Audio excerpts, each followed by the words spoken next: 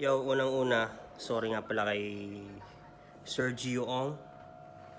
Sorry sa ginawa ng aming kababayan na nagpalipad ng drone sa yate mo.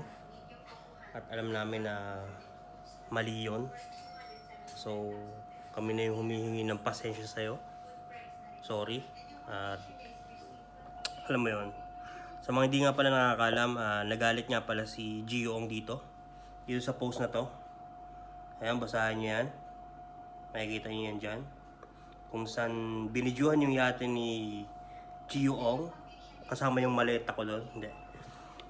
Binidyohan nyo yung gamit yung drone. Binidyohan yung yate ni Gio Ong. So, nagalit siya doon.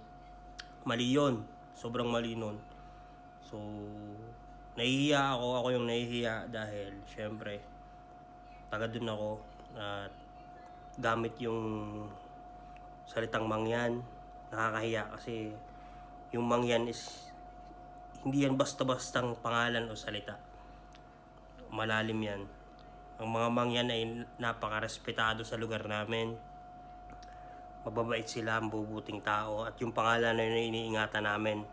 So sa nangyaring to, humihingi ako ng pasensya, mamen. Sorry, Gio Ong. At bahala na kung anong mangyari. Salute.